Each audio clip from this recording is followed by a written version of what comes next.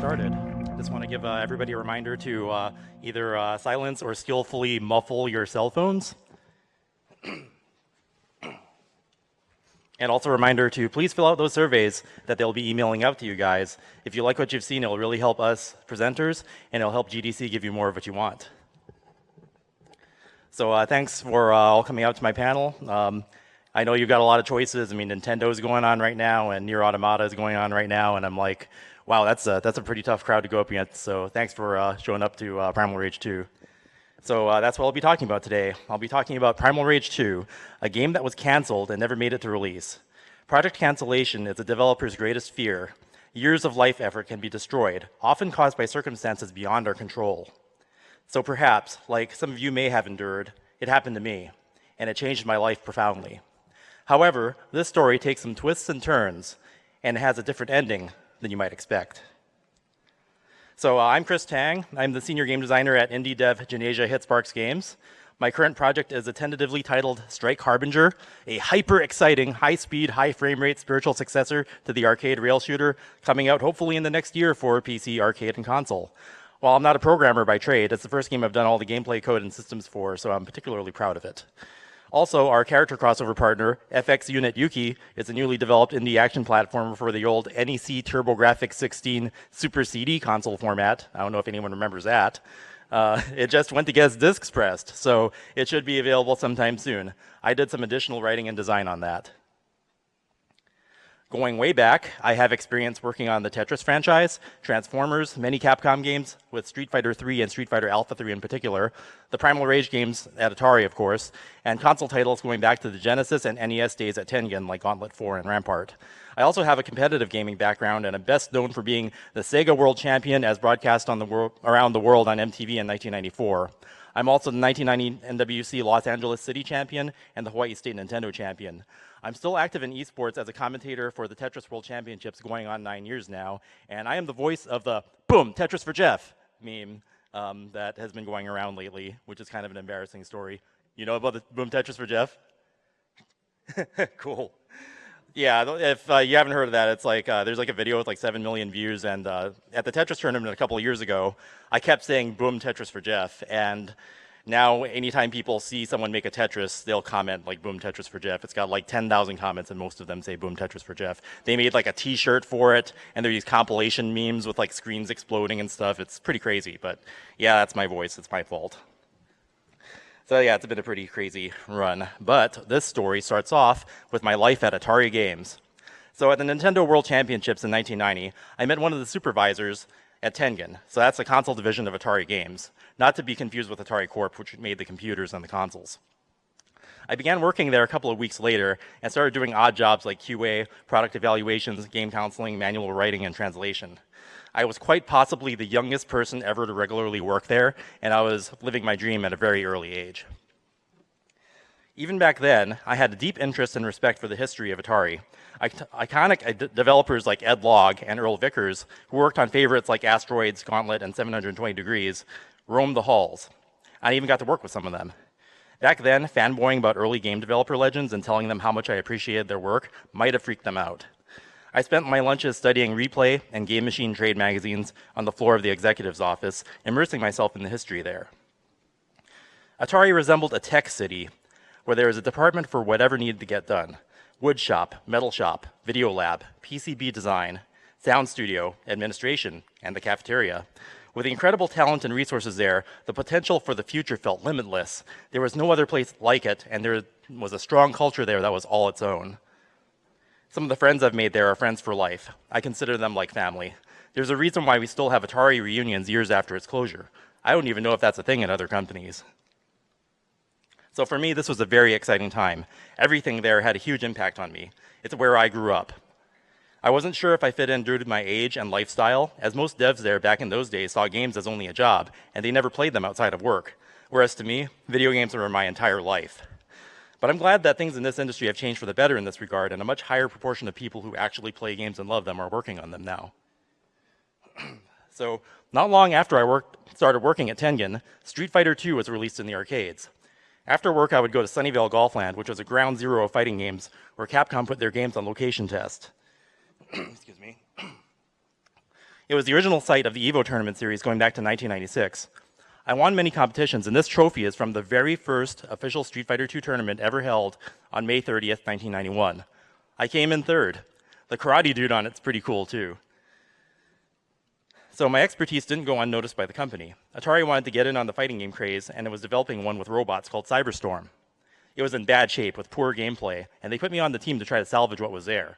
Even though I was able to improve the gameplay considerably, the robots that were in the game didn't look cool, and they had stiff animations which couldn't be fixed. The game was ultimately canceled, but because I didn't like the game, it didn't really affect me much. However, it was the first time I got to innovate a feature. It was the first game to have a combo meter. Fighting game players love to find and perform combos, but Atari didn't know much about those mechanics. So I devised a feature where if a character was hit, and was hit again before the character returned to their ready state, a number would count up how many hits, and reward the players with a point bonus. The game went out on test at Golfland before it was canceled. A few weeks later, people noticed that the test versions of Capcom's Super Street Fighter II started incorporating a similar feature with the same wording right down to the point bonuses that nobody uses anymore. I guess I won't be too offended. They did end up hiring me later on. So while I was working on Cyberstorm, another project started codenamed T-Rex. I knew the game's programmer and would play on the research Street Fighter II in the game room, and he had had me check out his project after I kicked his ass. It evolved into what we now call Primal Rage, and once I was available to work on it full-time, I joined their team. So I won't go too much into Primal Rage 1, as it was released and well documented. It was a fighting game with dinosaurs and beast-like characters. My role on the Rage 1 team was gameplay-centric. I implemented character gameplay, collision hitboxes, move animation timings, AI scripting, general game balancing, and tuning. In the arcades, the stop-motion beasts made the game very popular with kids and casual players. It wasn't a huge hit with the fighting game fanatics, though. There were things I wasn't allowed to fix. The special move inputs were not like other games, and they were really awkward. Kids couldn't find the moves, so the players that were most interested in playing the game were the least able to enjoy it. Still, the game did very well. It was considered the #1 arcade game of 1994, and when it came time to port the game to home consoles, they went all out. More than 10 platforms: Super Nintendo, Genesis, Game Boy, Game Gear, PlayStation, Saturn, 32X, PC, Jaguar, 3DO, Amiga, and even the Tiger R-Zone. It sold 1 million units right off the bat and enjoyed a certain amount of success in a market that was tough and unforgiving. And it became a very successful brand for Atari. Merchandise such as comic books, toys, novels, and apparel were made. We were even in talks to have an animated series produced, but we turned down offers since we wanted better production companies to be involved. Otherwise, it would have turned out like Double Dragon. The toys were very good. So, Primal Rage became one of the games in the spotlight as video game violence was a new hot-button topic. Primal Rage has its share of gore, with characters able to do things like punch each other's brains out and eat the human tribesmen. And then there was this. Golden Showers. In addition to the blood, gore, and violence, there is an especially infamous finishing move where one of the ape-like characters urinates on their defeated opponent, burning their flesh away. When angry parents found out, it was pulled from some store shelves, and the game made its way into the headlines. Our team took it in stride, as I guess any publicity was good publicity back in those days. Even back in 1994, games were starting to receive updates with new ROMs to fix problems or add features in the hopes of improving the earnings income performance. We released at least 2 updates and planned for a third, which would add a boss character since the game didn't have one yet. But the success of the game assured the development of a sequel, so we decided to skip the version 3 update and the boss character for a full-blown Primal Rage 2. Primal Rage made good earnings from kids and casual players, and they played against the computer. But that wasn't the kind of coin drop that Street Fighter or Mortal Kombat games were making through competitive play, which was the kind of earnings that management wanted if we were to make a sequel. So those 2 ape-like beasts, Blizzard and Chaos, were by far the most played characters. Even in Killer Instinct, which was another 1994 fighting game, less humanoid characters like Riptor and Saberwolf were the least picked, despite them being powerful. Fighting game players just preferred characters that could hit with their arms and legs instead of biting or using their tail. Since our game was practically all beasts, what could be done to make a successful sequel with Primal Rage brand? And the solution was kind of strange. So I recount the day when Dennis, our producer, ran into my cube and proclaimed that he figured out the solution: Mighty Morphin Power Ragers. The idea was to have Titan-sized human avatars that could morph into a beast form and back. Players could hit the top row of buttons, which would morph the character into beast mode, performing a flashy auto combo sequence and morph back. Players could also pick a beast character that could conversely morph into their human form. Experts could also pick a third meta version that could morph at will but didn't auto combo. This dynamic would make it so that the game was accessible to beginners with the easy super moves for the normal versions, but it'd still be deep for experts who could do manual combos with the advanced one. At first I was like, what? Is this going to work? But I ended up loving the idea because we could have proper human combatants while retaining our theme and maybe get some new cool gameplay mechanics in the process. This was a risk that the human characters would not be well received in a game known for its dinos and beasts. And so here are our character designs, and here's some concept art that I was able to rescue, so some of the only ones out there. Production on our human characters went in the order that you see here, with Arik being the first. Each human avatar combatant has a corresponding beast god that they are connected to, and retain design elements of their sponsoring deity, God Beast. They are leaders of their tribe, chosen to channel their powers. Here you can see them with their corresponding beast god counterpart. In the story, Necroson, the game's final boss, banishes the beast gods, who must then physically manifest themselves to the tribe's avatar, granting them special abilities and titan-like size in the process. And here's the other characters. As in the first Primal Rage, not all player characters are good guys, but a mix of virtuous and destructive personalities which tend to match their prehistoric beast counterpart. Diablo's avatar was originally conceived to be a female, but the proposed concept was weak and we were lacking a villainesque male character in the roster, so we ended up with the executioner like Sinjin, which worked out really great. While we were creating the 8 new humanoid titans, we also needed to create one new beast god to fill out the roster. Slashfang, the saber-toothed god of combat, has a familiar humanoid body type despite being a beast. Also new was a final boss character, Necroson. His story brings together the lore of both Primal Rage games. He's an undead bone dragon, being the spawn of an asteroid egg that caused the cataclysms and emergence of the beast characters of the first game. Now fully matured, he threatens to drain the life force of every living thing on Earth. And in case you missed it, Necroson is Japanese for Mr. Death. Now, even though they were only in Primal Rage II as a game, both Slashfang and Necroson made it into toy form. Necroson is particularly valuable as worth several $100s sealed in the box, like the one from my collection I have pictured here. Cha-ching. So images of the Primal Rage II character designs did end up in some magazines and comics. Additionally, the core story of Primal Rage II featuring the human avatars was conveyed in the Primal Rage novelization. A fun fact, Slashfang's avatar, his full name is actually Xiaoming Tang Quan, which happened as a result of the team being unable to agree on a name. It's a mashup of all the Asian core team members, 2 of the programmers and myself. Our product manager came up with it on the fly, and while the intent was borderline racist, the situation was hilarious and everybody liked it. That's Dennis, our producer, posing in the main hallway to the Rage Lab, and on the right, a posable wire puppet mold pull for Slashfang that I used to design his moves. The game was initially formally initiated as a project on March 1st, 1995, with a budget of $2.3 million, which for a game in that era was a very large sum. We were a team of 20, the largest team in coin-op at the time, mostly art, animation, and programming.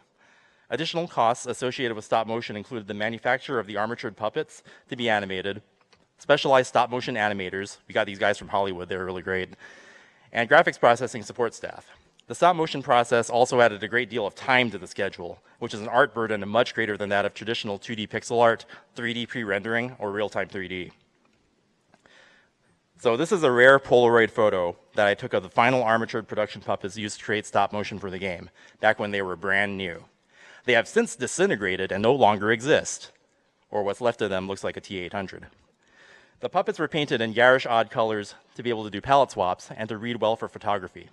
On the right, you can see a completed standing ready sequence for the Kina character after being animated, processed, and implemented into the game. Like on Rage 1, my role was gameplay-centric, now expanded. I got to design mostly everything from the ground up: character attacks, effects, hitboxes, balancing, the CPU's AI, and the overall fighting quality. Implementing AI behaviors is an interesting thing in a fighting game. They become like your children. You're teaching them how to fight and handle various situations, and they take after you. When your product is out in the field, you really hope that they can fend for themselves and put on a good show. Sometimes you make one character feel so fun and powerful that you then have to go back and make all their siblings just as strong and hope that the whole family ends up being badass and awesome. I also wrote lore and story for the Universe Bible that our licensees used for our toys, comics, novels, etc. I was super happy I got to write content that ended up on the backs of toys, since I was a big fan of stuff like G.I. Joe and Transformers that had stuff like that. Because of the high cost and lengthy process of stop-motion animation, we had to be sure every frame was one that we wanted or needed. Moves started off as a concept video or sketch, which was adapted into a 2D storyboard that could be flip-booked and tweaked. Once approved, our stop-motion animators would bring them to life with the armatured puppet, moving it one frame at a time to be photographed. The photos would then be cleaned up and scaled by our interns in the graphics processing dungeon, and only then could they be put in the game. So I'll be showing you some videos of this process.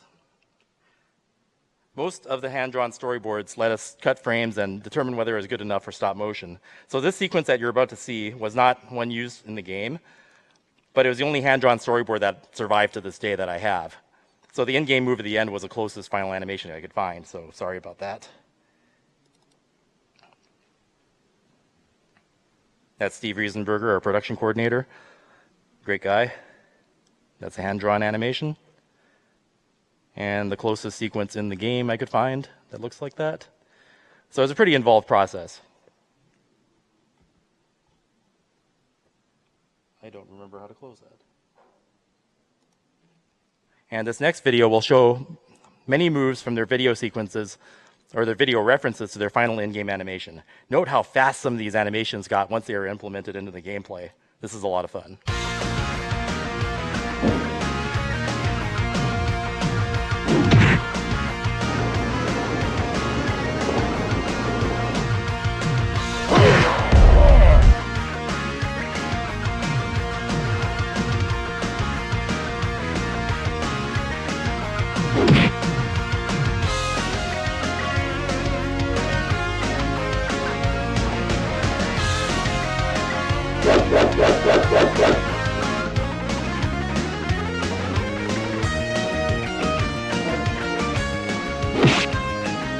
Okay, that's good.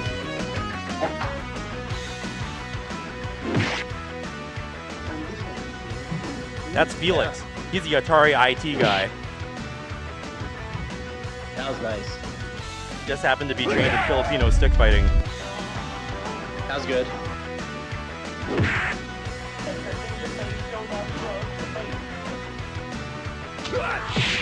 You don't want to mess with that IT guy.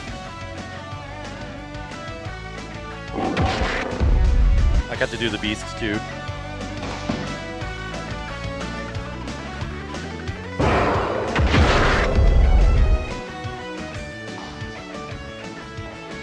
Fuck. Yeah, the cameraman is Luis. He was the storyboard animator. Yep. Great guy to work Yep. with. Totally miss him.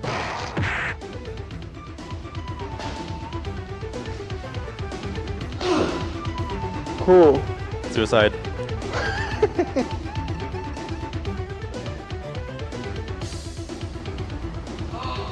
Dennis, our producer, hamming it up.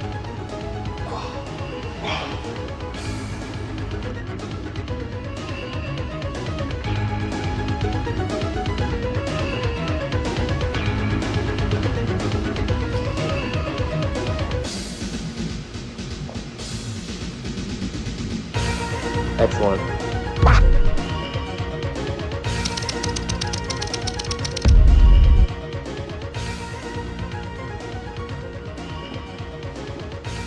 So you might notice that these were all shot all around the company, in the cafeteria, weight room, conference room, random empty rooms. Holy shit. Holy shit. I'll pause it. So yeah, we'd try to use the blue or green screens if we could, but sometimes we would just do it wherever we could to get the job done fast, and sometimes stuff got wrecked. Whoops. Okay, so that was how we got some of our animations and move designs done. And as you can see, I was pretty into what I was working on. I was a huge fan of fighting games and did Shoryuken and Hadoken on my friends all the time in real life. So creating new moves for fighting games and getting to act them out as part of the job was pretty awesome. Our game was a product of the time. Nothing like this would be made now due to the cost, because stop motion talent and necessary infrastructure just wouldn't exist now. We had 1,500 to 2,000 frames of animation per character, full unique frames, as parts of each pose were not reused to save money like other games. This quantity was way up from 400 from Primal Rage 1 per character, with the total being even more massive, going from 7 characters to 17. Lots of memory. So to facilitate the animation, custom hardware had to be created along with special routines on the software end. The first few frames of animation were stored in ROM, and when an animation was called up, it would load the remaining frames off the hard drive into RAM for playback. This was untested, cutting-edge, theoretical technology. It was hoped that the frames would be loaded fast enough to be displayed in time. It was difficult to get it right, and it caused graphics glitches when it didn't. We were also loading music, pre-rendered background angles, and FMV movies off the drive, some of them at the same time, so we were getting a lot of use out of it. Hard drive use in arcade games was rare at this time, and the term streaming hadn't even been coined yet. The game was ahead of its time in doing things that weren't possible or practical for home conversions. It created an experience that you could only get in the arcade, but that was a double-edged sword, as a home port attempt would not have been up to snuff, and that may have caused potential problems for the game's existence going into the future. And despite some great things and ideas in motion, there are many difficulties that contributed to an eventual cancellation, so now we'll take a look at some of those factors. So Primal Rage was a very ambitious project, even by Atari game standards. We planned to ship in the summer of 1996, but that schedule slipped due to the lengthy stop-motion process and hardware migrations. For budget and political reasons, management stuck us on Jaguar derivative hardware called Kojag, which was underpowered and performed worse than the Primal Rage 1 arcade hardware. Killer Instinct had raised the bar for graphics, so we had to be competitive. Trying to run on the inferior Kojak hardware cost us dearly in time, effort, and morale. A bit later, but just in time, an arcade variant of the PSX Sony hardware became available. It was capable of quality in 2D and 3D, and gave us translucency and effects that look impressive to this very day, as well as playfield scaling necessary for a fighting game with huge characters. Though relying on this non-internal hardware may have led to other factors contributing to our cancellation, we could now make this a competitive product, despite some additional delays as a result of having to migrate again. So, the process, taking something from concept to eventual implementation in the game, was too lengthy, mostly due to graphics processing time. It took months to get a character playable, and that made my job that much harder since the whole game had to play well as a cohesive work. Puppet design and manufacture lead time made character pre-visualization impossible. People to this day sometimes feel that the human characters look a bit freakish or ugly, and to be honest, they didn't look quite how I would have wanted, but by the time the ball was rolling, nothing could be done. A physical model for graphics meant absolute commitment. Would our characters have looked better or cooler with smaller heads and more realistic proportions? We had no way of knowing. But this doesn't take away from the beautiful results of stop-motion animation. It's just that the time, expense, and inability to pivot was simply the nature of the beast, no pun intended. We never had a basic but polished vertical slice of the game. For example, a single playable character fighting themselves, one background, with a few moves and effects, running solid and looking good. While we knew what we were shooting for, we were never able to demonstrate that to a decision-making entity, and that made it much more likely for a plug to be pulled before we were looking representative of our final form. The technical hurdles such as hard drive streaming also contributed to instability and a general glitchy look during development. The game went on field tests before characters were completed or balanced, and they lacked their finishing moves. Slips in schedule may have been the cause, but showing a game before it's ready can ruin its chances for success. Capcom fighting games of that era were indistinguishable from their finished product. On the other hand, Primal Rage II went on in test when it was still buggy, incomplete, and unoptimized, and it earned poorly in test as a result. Kind of unfair. So, aside from our schedule slipping and other production issues, there was a major event that happened right in the middle of our project. In March of 1996, Atari Games was sold to WMS. They're the parent company of Williams Midway, the makers of Mortal Kombat, and the manufacturers of Killer Instinct. So, nothing to take away from the great creators that they had there, but the management people that owned them ended up buying us. There were other bidders in contention, such as Nolan Bushnell, but unfortunately we were bought by our direct competition. Despite being told that things would be business as usual, a restructuring and reduction in force followed. Entire departments and long-time positions going back to the 70s were eliminated. The family, which had existed since the beginning of the video game industry, was being disassembled. The loss of morale was apocalyptic. Even those who weren't laid off started to leave when they saw the writing on the wall. Skipping ahead, this led to the closure of the company in the next 6 years when it had existed for 25 previously. The amount of history and legacy destroyed caused by this event is immeasurable. So for us, Primal Rage as a brand ate into Mortal Kombat, which was highly successful for WMS.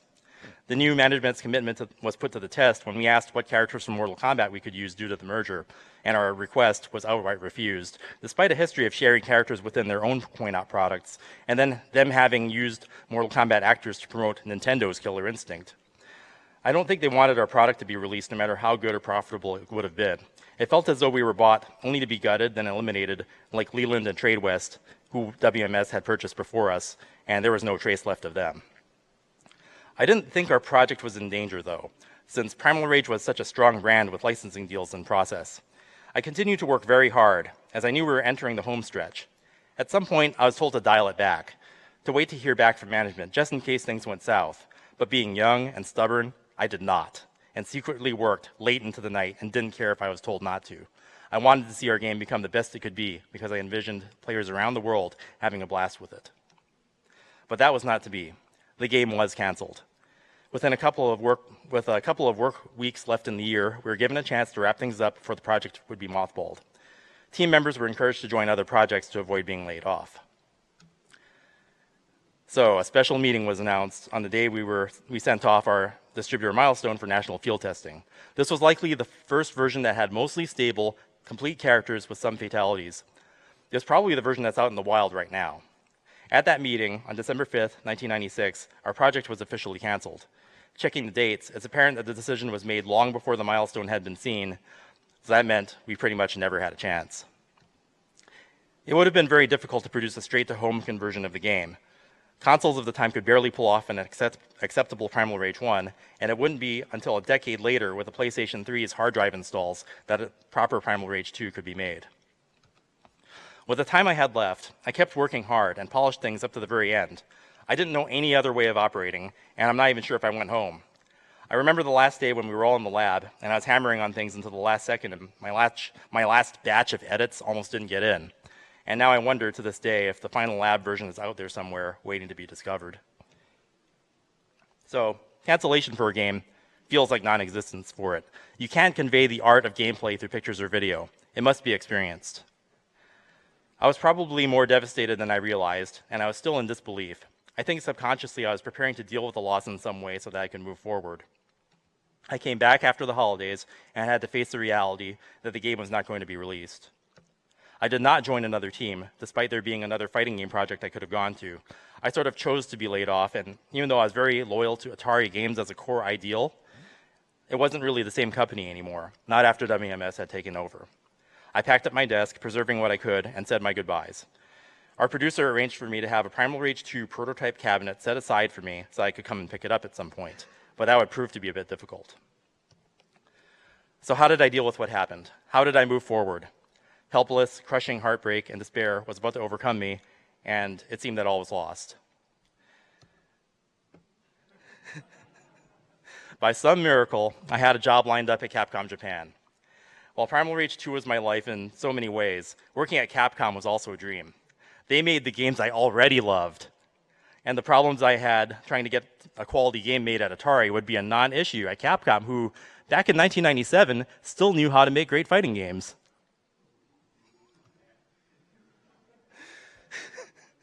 When I left Atari, I intended to come back and visit, get more of my stuff that was left with coworkers and friends, including that Primal Rage II arcade cabinet, and a Turbo Duo and dev kit, which is worth a lot of money now.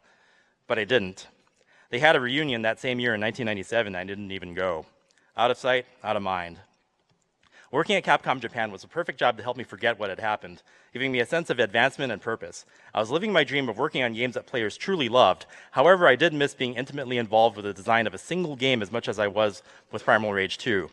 While I contributed to many Capcom games proudly, their fighting games would probably still be okay without my help, at least in '97. Atari actually needed me, and I kind of missed that.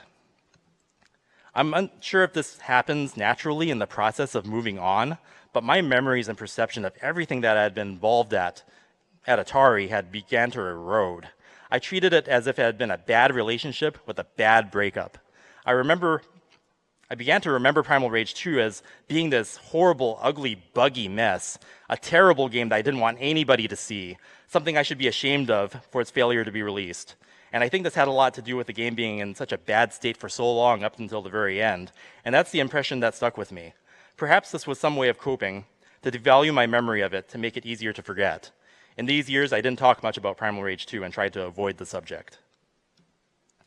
So a couple of years later, there was another fighting game at Atari that was under development that had gone through various incarnations until its final form, 10th Degree. And it was finally competitive with Capcom fighting games in terms of art style and gameplay. Friends of mine, formerly of Capcom, were actually in charge of the design. But I learned too that it too had been canceled. It was a little vindicating since, in my mind, I felt since it was better than Primal Rage 2 in some ways, might have been more deserving of release. And since it got canned, it's like, well, what hope did my game have, right? So my supervisor at Capcom and I went to Atari to see if there's any way we could salvage the project, but nothing became of it. I didn't think to try and get my remaining belongings, like my Primal Rage 2 machine, or maybe rescue some of its assets, which is something I kind of regret now, as it was probably my last chance. After the cancellation of countless projects in February 2003, with less than 30 employees remaining, Atari Games, then known as Midway Games West, was closed. The home where I grew up, along with its history and what remained of Primal Rage 2, was gone forever. I mistakenly believed it would always be around, and I could always go back whenever I wanted. But time happens, and the world changes. Whenever there is a company closure, the history and resources that are lost or destroyed is immeasurable, especially for a company that had been standing for so long. I further pushed back the memories I had of working there and the joy that I felt being a part of it. I felt the same helpless, crushing despair I felt when my project was canceled. But the next time they had a reunion, I definitely went, and I would never miss another one again. Years passed, and time marched on relentlessly. In the post-2000 era, arcades began to die, and production of new arcade games slowed as they fell out of style. An era of emulated arcade games began, and while most of them would become playable on computers through emulation, Primal Rage II did not. With its special custom hardware and unorthodox graphics delivery methods, that made sense. But later I found out from one of the programmers that they had booby-trapped the code to prevent bootlegging and reverse engineering. The lack of emulation meant that it would remain unplayed by the public, sealing its fate to be forgotten. I continued to feel rather disassociated with Primal Rage, and although it started bothering me that I didn't go back to pick up my Rage 2 prototype arcade machine. The prototype arcade machine appeared at California Extreme, a retro arcade show here in the Bay Area in the early 2000s, but either the buttons or monitor didn't work, and that made me super sad. When I saw this, as either an act of information charity, or maybe like leaving flowers on a grave, I left the Primal Rage 2 official move list that I had made for the distributors and duct taped it to the cabinet. Pictures of this flyer would circulate on the internet thereafter, adding to the game's mystique. Sometime in the mid-2000s, out of curiosity, I did a random web search to see if anything on Primal Rage 2 had ever surfaced, hoping to find something along the lines of emulation progress, but I didn't find what I expected. This is how I found out about a website called DeviantArt, and what would later become known as Rule 34. Apparently, there were fans of Primal Rage 2 out there, and oddly, fan art and fan fiction of it existed, particularly of the female characters. Though I was slightly horrified, I marveled that enough people cared about from what little there was out there to be fans of these otherwise non-existent characters. So more time passed, and as such, things that become old become new and cool again through nostalgia. The kids that had grown up with Primal Rage in the arcades and in their homes were now remembering the game with fondness, despite its flaws. So at conventions and gaming expos, I started to talk to fans about Primal Rage alongside things like Street Fighter and Tetris. Also around this time, YouTube started to become a thing, allowing people to share their nostalgia, views, and playthroughs on all games. In 2013, a video called Primal Rage II, A Forgotten Legend appeared. This shared information that was known about Primal Rage II at the time, like the game's teasers that appeared in comics and magazines, the broken state of the emulation, and some prototype footage. The views and comments revealed that there was some desire to see it revived. For whatever reason, I still felt the game was this wretched thing that should remain buried, so I dismissed it and chose not to take part in the discussion. And then, everything changed. The Galloping Ghost Arcade in Brookfield, Illinois acquired a Primal Rage 2 prototype board and put it on a cabinet on their arcade floor and announced it on YouTube on June 21st, 2014. For the uninitiated, the Galloping Ghost Arcade is one of the best and most notable arcades in the world, housing 700 plus arcade games with a new game released on their floor every Monday. But prior to this, I had never heard of the place before. The arcade live streamed Primal Rage 2 on Twitch for the next few days for all the world to see. I learned about the game being there, and I watched the stream. The game looked better than I had remembered it to be. I was also taken aback by the positive things people were saying about the game and how great they thought it played. I ended up interacting with the people of the arcade through the Twitch chat, and some of the things that I knew about the game through, like how do you pick the secret characters by holding up on the select boxes, even though my memories were still fuzzy. I watched the stream through its entire run, fixated on my unseen work and those who were experiencing it for the first time. I started to realize that maybe I had forgotten that at the very end of the project, maybe the game didn't look so bad after all. So this was a mostly complete, multi-million-dollar AAA game from over 15 years ago, from out of nowhere, was suddenly unleashed into the internet era. For most games, one could Google up an FAQ or watch a playthrough on YouTube, but nothing of the sort existed for Primal Rage II. Its secrets were fresh, real, and ripe for discovery. Those that were playing it were excitedly uncovering the game's special moves, combos, and finishers as they went, and the world watched along via stream as they were being discovered in real time. The arcade staff and players knew their stuff about fighting games, and as I watched them play and enjoy it, my perception of Primal Rage II began to change. One could say that this is when my healing truly began. And Primal Rage II made news headlines. It got covered on all the major sites, Joystick, Kotaku, Polygon, Destructoid. This I did not expect. And especially the meaning of this, that Primal Rage II exists. It's kind of nice after all that happened. After the word got out, players began to travel to the arcade just to see and play the rare prototype game. Doc Mack, the owner of the Galloping Ghost Arcade, and its related businesses mentioned players coming in from around the world and a couple who hitchhiked their way across the country to come and play Primal Rage 2. So pilgrimages were actually a thing. Oops. But this would only be the beginning of something even more amazing. The Galloping Ghost Arcade, while already specializing in rare games, now fully realized the impact of making something unique and historic available. Games that never saw the light of day now had a potential home where they could be maintained, protected, and most importantly, made available for people to play and enjoy. Many other prototypes would then be put onto the arcade floor, including Beavis and Butthead, Freeze the Cat, Biofreaks, and the infamous Tattoo Assassins. Galloping Ghost also began to actively collaborate with creators who had unreleased games, restoring them and sometimes even finishing them to make them playable by the public. Jeff Lee of Qbert fame worked with them to put Argus and Arena on the show floor, or the arcade floor, and Brian Collin, who made Rampage, worked with them to produce Deathstalker: The Spectre Files, which was a canceled Laserdisc game. Its footage was shot in the 80s, so they had to convert it to digital, and the entire game was redone in a modern engine.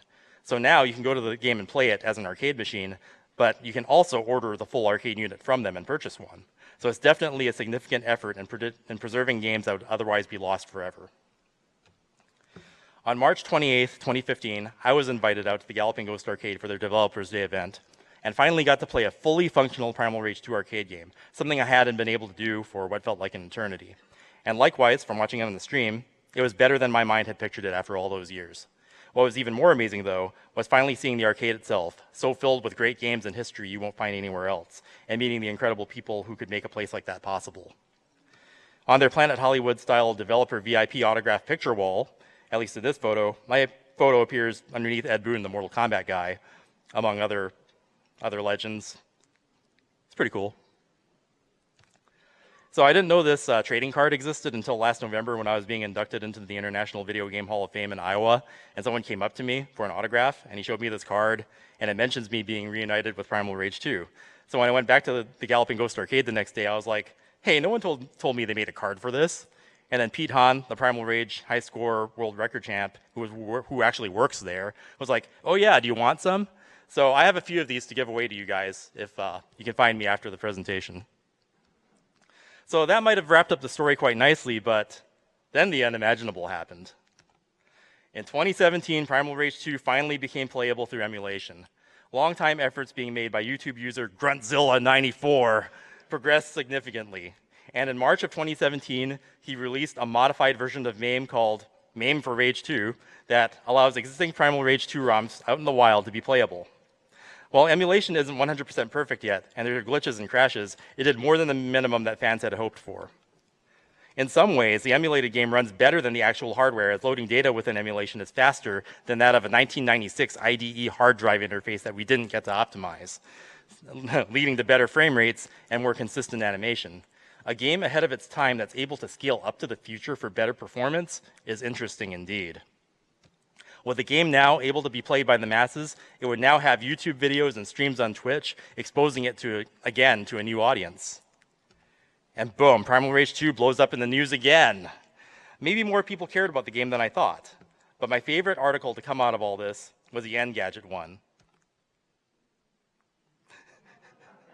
2017's hottest new fighting game. Going from working your ass off on a game that never got to exist to have it become 2017's hottest new fighting game 20 years later, even if it's said in jest, that's a Beast God tier level of vindication. I was completely floored. But the real payoff and what really healed me as a game developer after having their dreams canceled so long ago was getting to see players play the game and enjoy it. So there are a couple of videos here. Fair warning, there's some colorful language, but for some reason, seeing people react this way to something you've created is really quite satisfying, as you'll about to see. I also cleared it, so they said it was okay.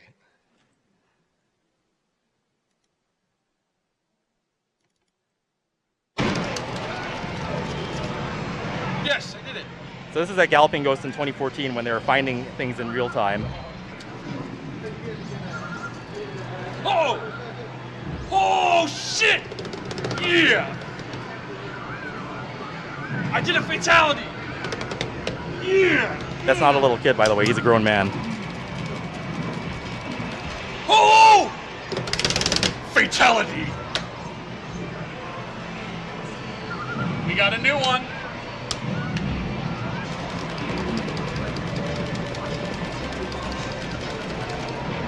Oh, there we go!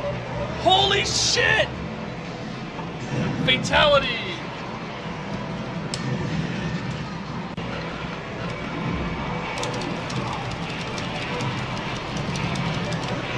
Oh shit! Fatality! Did you guys see that? Did anyone see that? Please! And this is from 2017, Super Best Friends Play. Oh my god, that's super strong. Do it! Do it! Are there fatalities? There are fatalities. Any idea? Oh! That was awesome, I think. Okay, so now the weird Oh part. god, am I Blizzard? Yeah, you can like. Oh you're shit! dead. Yeah. Oh no, I'm Blizzard. Right. So and then you. Oh my god, Matt, you're so strong. Holy shit! Realize the truth. I'm a dinosaur. No, you're a saber-tooth tiger. That's cool. Turned into Slash Fang. Slash Fang. Yes. Against a bunch of dinos. Yeah, it had But no you boss. fought them in the coolest stage. You fought them in like a bunch of rotting carcasses. Holy shit! He's got a lot. He goes ham. Okay, unclear sure. what's strong yet. Oh. Oh! It lasts. Why didn't this win the fan vote at Evil? I don't, because people just don't know what's quality. Yeah, that's true. Holy shit! Do that! That thing's fast. That's nuts. Yeah! Big combo. Oh, he's got a DP. Yeah, no, I remember he has that. I say that in an alternate reality where this did come out, Primal Rage would have been a franchise. Oh, Nicely done. fuck. That was super good. Tell him what's That's... what. Whoa! There's a man. Oh, is that? That is so elaborate. Fucking Bloodborne. One Bloodborne, enemy, you're please. Right. And it's Necrosan. Oh, Necrosan. Oh my god. That's perfect. Oh my god, that's the best. Yeah, so I finally got to see people enjoy the game, and that was like an incredible feeling and a real gift. So years of just not knowing what it would have been like to have people play it, to suddenly having people play it was a thing. So after people finally got to enjoy it, it made me take a look back and look at it with new eyes. In one sense, it's a demon that haunted me for a while, but in order for me to learn, it's something I had to face. So seeing humans in the seeing humans in their dino game is somehow offensive to some Primal Rage fans. I mean, I get it, I love the beasts too, but they are still in the game, and this game wouldn't have been made at all without the humans. So if new players are able to pick up the game, and they can do it easily because they have familiar humanoid characters, I still feel that we're justified in the decision to include the humans even now. Players often comment positively about the impressive animation. I appreciate the aspect of this project more and more now, as the animation makes the game unique, and it's helped it to age visually very well when other games of the era have not. I remember this game as a broken, terrible mess, but new players playing the game were saying how complete and polished it felt despite being an incomplete prototype. I still think it's a bag of horrors in that regard because it never went through any balance testing whatsoever. It was just my best guesses. But then they'll say how it was more complete and finished than Street Fighter V, and then I gotta high-five them. One thing I do get smug about is how people say the gameplay is so much better than Primal Rage 1. Then I never remind myself that's how I tried to get Primal Rage 1 to play and I wasn't allowed to, and then I get sad again. So nothing's really changed there. In the 20 or so years of fighting game evolution and the rise of esports, people who know their stuff discuss Primal Rage II using modern fighting game design terminologies and dissect it as if it were made today. I feel so vindicated when those players say that Primal Rage II still holds up as a well-made, fun fighting game, and that's one of the key things that changed how I felt about the project and why I can look at it positively now. So what can we learn about all that's happened here? Let's take a look at what I learned, and maybe that can apply to other situations. So having an impressive, polished vertical slice as early as possible is a must. Looking and being viable is really the best defense against cancellation and an always good place to be at in your project. If you have a piece of your game that's playable, fun, and cool, it increases everybody's morale and arms you with something that you show off and be confident about, even in the face of someone above you who makes decisions. I should have taken what was going on in the company buyout more seriously. Even though I wasn't in the immediate layoffs, the shockwaves caused major disruptions and morale loss. To this day, I believe that if the company wasn't sold off, Primal Rage 2 would have been released. But you know, after all is said and done, I think I'm kind of okay with how things played out in the end. I wish I had been more appreciative and encouraging of my teammates. There are things that happened since the cancellation that helped me heal now, but I'm not so sure about the others on the project, whether they know or care, especially since some of those, like our main stop-motion animator, Pete Kleinow, had passed pretty soon after the project was over. I wish there was a way that I could bring the reassurance I have now back in time to make the work more of a joy to those involved, no matter what the outcome would have been. I did what I could, but it's never enough. You can never preserve enough history. If something's certain to be trashed, if you're not there to protect it anymore, try to save it. If you can't take it with you, take a picture, make a record, tell someone who can protect it or save it. Company buyouts and closures need to be done more responsibly. Maybe more steps need to be taken so digital history can be preserved by those that can do something about it, before it's all thrown in a dumpster to be never seen again. I especially didn't take enough photos of the project, and especially people. Digital cameras weren't a thing yet, so that's an excuse, but it's still not an excuse. The random motion capture videos that you saw here are absolutely precious to me, and are one of the key pieces of history that I have. The reactions to those little bits that I've shown of it have had a huge response from fans, and allow a better story of our development to be told. Also, getting to see my friends and coworkers and the building I used to call home. That's priceless. I regret not checking in and keeping ties with my remaining coworkers. I think more preservation would have been possible had I been better about this. Also, huge regrets not going back for my Primal Rage II machine. I think that failure on that end multiplied my negativity about the game due to the added loss and the fact that the company closed so soon after. I realized I had shut out a lot of the pain in order to move on and in order to survive, but you can only do that for so long. Sometimes you have to go back and fight your demons or make amends to have a better closure.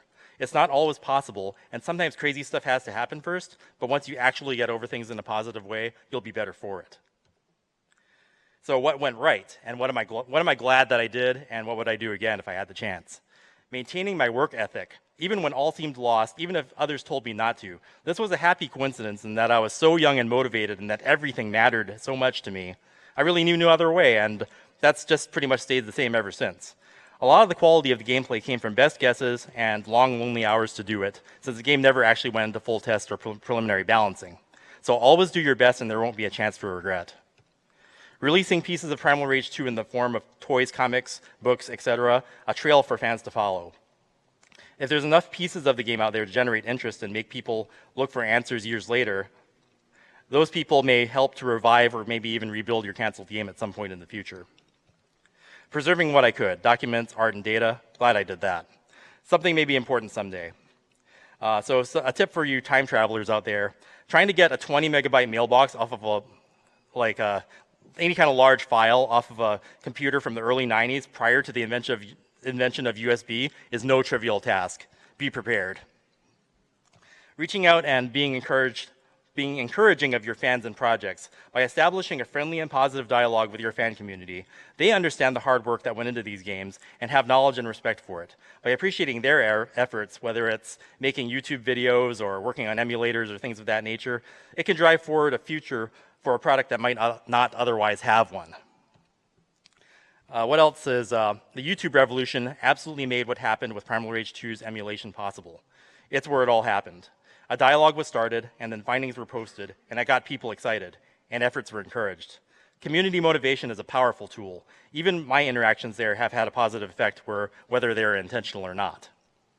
And I can't say how amazing the Galloping Ghost arcade is, for them to invest so much effort into restoring games and providing a place where people can play rare and unreleased works. But there are many organizations like this, whether it's an arcade, a museum, a yearly convention, or events that host them. These are invaluable resources for players and developers. So even if they aren't helping to preserve or revive your works, considering contributing to their efforts so they may continue operating. Finally, some of us are in this room today to find out about gaming history and learn from it. For that to happen, knowledge has to be shared. And this is especially important for canceled games and endangered knowledge. This is why I love GDC and have been attending for so long, and I'm happy to finally be able to give back a little bit of that. So if you have a story, whether you share it with other professionals or fans of your work, someone may learn something or become inspired too. So project cancellations are usually stuck in past tense, something bad that can't be changed. Work wasted that will never be seen. But this story ends a bit differently, and I've made a video that shows some personal resolution as a result of Primal Rage II's revivals and how it ties into the present and the future. A Witcher versus the Beast of Mechana. Killer Instinct versus Primal Rage. So I didn't work on The Witcher 3, but I thought this reference to Primal Rage, clearly in the context of 1994, since it also mentions Killer Instinct, was really interesting. It made me think. All these years, and I had shoved Primal Rage games so far back into my mind that I never did anything like this. I never connected what I did later to what I did before. Kind of like a lost opportunity, so maybe I should change that. Because eventually, I did get over my shame. I learned to be proud of my work. And why is it showing my PowerPoint on the video? Hold on a second, okay. So all these years, and I finally got over my shame. I learned to be proud of my work, canceled or not. And now maybe I don't mind mentioning Primal Rage every now and then, even here in this last project I did something on. Because, you know, it's a prehistoric level and it kind of fits. So I go back to the Galloping Ghost arcade every now and then, every year, thankful for their efforts. I was able to donate some cool Primal Rage stuff to their living museum of all things Primal Rage. Their prototypes didn't have a bezel and control panel as the game got canceled while I was working on them. So now I'm working with the arcade to get them done, assembling art and other lost resources I've since found to finish the cabinet and make their machine truly complete. But that's not all. It turns out they were interested in what I was doing next. My current game project, the tentatively titled Strike Harbinger, was first unveiled at the Galloping Ghost arcade. They will be helping us to produce the eventual arcade version. All three leads in our team, including myself, are ex-Atari Games creators. And with that, we want to carry on the hopes and dreams of where we once came from.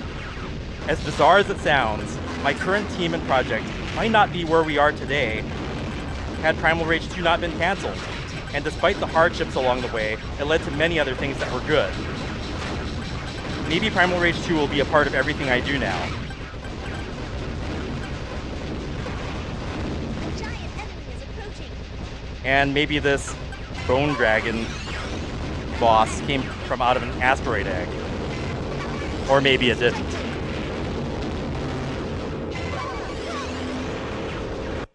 So that might have been the end of the story. But this story kept writing itself, even after my talk got accepted at GDC. So now you get the special surprise ending. At the end of 2017, YouTube user Green Geode, who was on the forefront of research efforts regarding Primal Rage 2's data and the inner workings of the game, posted this video. I did not ask him to make this, nor did I contact him. And I'm gonna have to quote myself. I can tell this was not representative of how far we came because Talon Slide is still super broken and it really bugs me. The crazy slide can be fun in its broken state, but it makes the whole game look unfinished. Lol.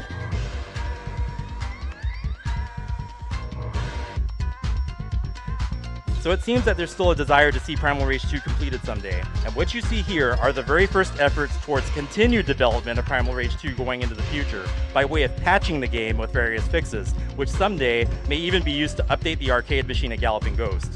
The only thing that's going to get cancelled now is the apocalypse. Someone noticing my conversation on YouTube resulted in a bug fix for a 2-decade-old game, so you never know what good it can do to share a bit of history and to discuss your stories too.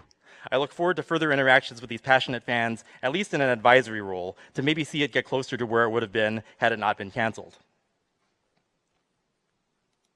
I feel fortunate that by twists of fate, one of the most devastating things that happened in my life was eventually turned into something positive. Cancellation did not have to mean non-existence. I can only hope that others of you, with a canceled project or bought out company, may also find a way towards a better outcome. Sometimes you can't fight fate, but you can roll with the punches and make the best of a situation. It may take years, or in my case, decades, but never give up hope. Learn from your experiences, good or bad, project released or project canceled. A win quote I wrote for the character of Ryu in Street Fighter sums it up quite nicely. Whether we win or lose, all of our battles make us stronger. Here's some contact info and resources if you want to find out more about what's going on with Primal Rage 2 going into the future, or for myself for that matter. Please support these Primal Rage 2 YouTubers. This story wouldn't have been possible without them. And if there's time, I can take questions, so please approach the microphone.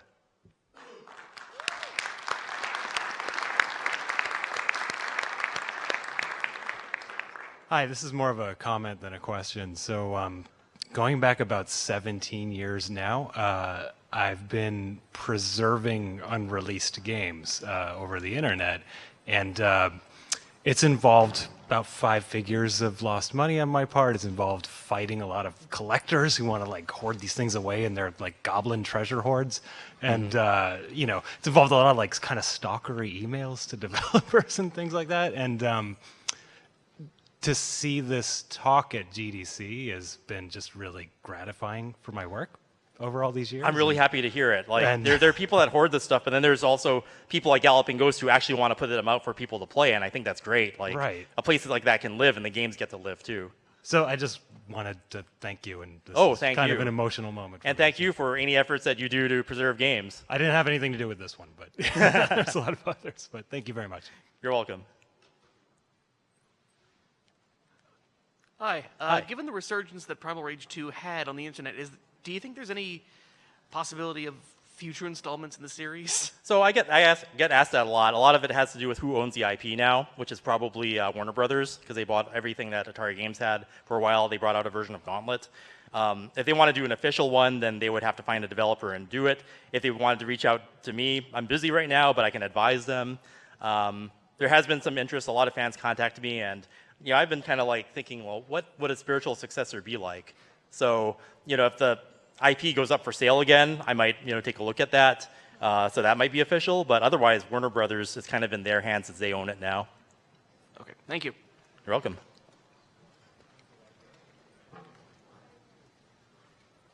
Any other questions? Sure. Okay. Have you been in contact with any of the sort of dumpster divery Atari collectors who might have assets that you're missing for this game? I'm in contact with some people that do have a lot of the Atari stuff. Actually, the owner of AtariGames.com has a lot of the stuff, and he has been doing some things to preserve it. He's been sharing his photos. Some of the photos were actually from ones that he had posted. Okay. So they're out there. Cool. I don't need to introduce you then, was what I was asking. So. Okay. Yeah, I know Scott. Oh, perfect. Yeah. Okay. Yeah, he's the one who I put the flyer up on his machine. Yeah. I actually took the photo and tweeted it. So. Oh, nice. See, it all works out. Thanks. If there's no other questions, y'all can come up here and grab a card if you want.